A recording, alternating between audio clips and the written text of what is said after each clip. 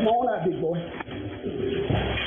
Come on out. Tonight, this leaked body camera video leads to a FOX10 investigation about an arrest made by a Mount Vernon police officer. A surveillance camera inside the Mount Vernon jail catching this video on May 10th, showing the officer dragging a man through an office by the shackles while his hands are cuffed. This is where it all started, a traffic stop. It's unclear what happened before the video starts because we don't have the full video. While the man's hands are cuffed behind his back, he leans against a police SUV, pulling a vape up to his mouth. Give me the vape. Give me the vape. Put it down. And when he doesn't comply, put it down. The officer uses his stun gun before putting the suspect in the back of the patrol car. Get your butt up in there. The body camera video also shows the man being placed inside a cell at the Mount Vernon jail while his hands are still cuffed. You can also see the officer putting what we're told is pepper spray through the service hatch. The officer then quickly leaves the room, only to come back seconds later, the man inside the cell screaming.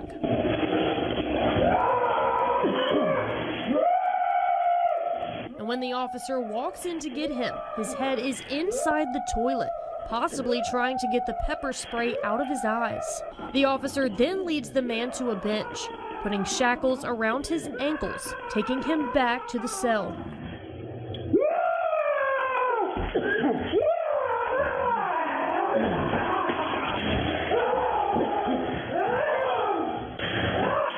According to the time code on the video, the officer returned about 10 minutes later and pulls the man out, dragging him across the floor. Come on out.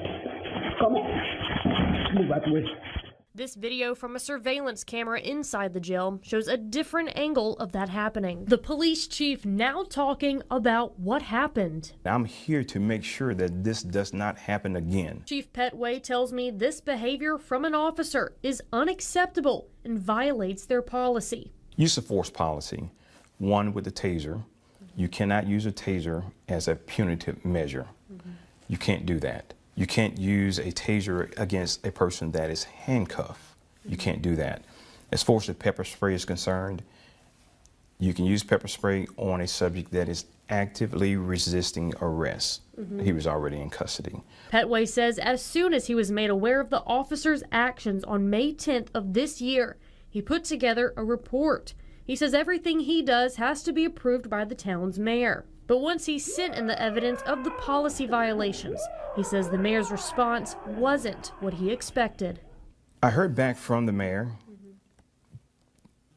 and it was a no-go on punishment-wise, on disciplinary-wise. My job is to oversee the policies and the procedures and make sure the police department is ran perfectly smooth. You're never ever going to get it perfect, but I want it as near perfect as I can get it. I want them to understand this is not acceptable for me. The chief has not yet named the officer since there has been no formal disciplinary action. I've reached out to the mayor for comment, but he's not available today. I did get in touch with the town's attorney, and I'm waiting to hear back. A FOX10 investigation has confirmed the identity of the Mount Vernon police officer who's now at the center of an internal investigation following our reporting last week. According to the Mount Vernon town attorney Jay Ross, the officer's name is Newman Brazier. FOX10 obtained this leaked body and surveillance video showing questionable actions by Officer Brazier during an arrest earlier this year. According to the Mobile County Personnel Board, Brazier worked for the Mobile Police Department from 2007 to 2019 until he resigned. He was later hired by Mount Vernon in 2021. Jay Ross says he'll sit down for an interview tomorrow, but I'm really pushing to interview Mayor Peoples, the elected town leader. I've also reached out to Officer Brazier to get his side of the story, but haven't heard back. The Mount Vernon Chief of Police, Eric Petway, is out. Petway says he learned Wednesday morning he was terminated. He says he was never given a termination letter and the town did not provide a reason. Mount Vernon Mayor Eric Peoples says Petway was not fired. He says the town just wants to go in a different direction, but did not say why. One Mount Vernon resident who wants to remain anonymous says the chief shouldn't have been fired. Well, finding out the best chief that we've ever had was fired today was a very alarming and a little scary. In lieu of everything that we saw in the news, we actually thought the officer who assaulted that young man would be fired. 3 weeks ago, we showed this leaked body cam video showing Officer Newman Brazier pepper spraying, tasing, and dragging a man in handcuffs. And according to the town's attorney, Jay Ross, Brazier is now under investigation following that story. And according to Mayor Eric Peoples, Brazier is still working with the police department. Ross says the town has now started an internal investigation on Officer Newman Brazier following our investigation. Petway says Mayor Peoples was aware of Brazier's actions immediately after the incident happened on May 10th, but did not allow him to discipline the officer. I asked Ross why that decision was made. I think the mayor delayed making a decision, some miscommunication amongst some of the parties. The video will be reviewed by an independent expert in the field, and when that report is provided to the mayor, he, along with the chief's recommendation, will be taken into consideration to determine what, if anything, what happened to this officer. I also asked what the delays and miscommunications were, but Ross wouldn't elaborate. Could you at least talk to us about something?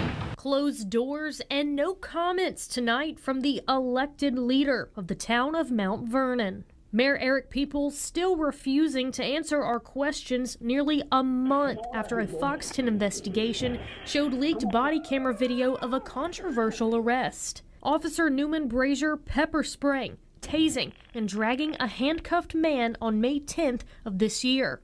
New tonight, Brazier's law enforcement license has now been temporarily suspended by the Alabama Peace Officer Standards and Training Commission. Since airing this leaked video on October 28th, we tried to speak to Mayor Eric Peoples on camera, but he's refused. So we took our questions to the town hall meeting Tuesday night. Nana Henderson tells me she wants to know why Officer Brazier is just on unpaid leave. And for something like that to happen, and nothing is done, and months before we were even informed about it, it was a disgrace. I mean, they're not coming forward, they're not answering the questions.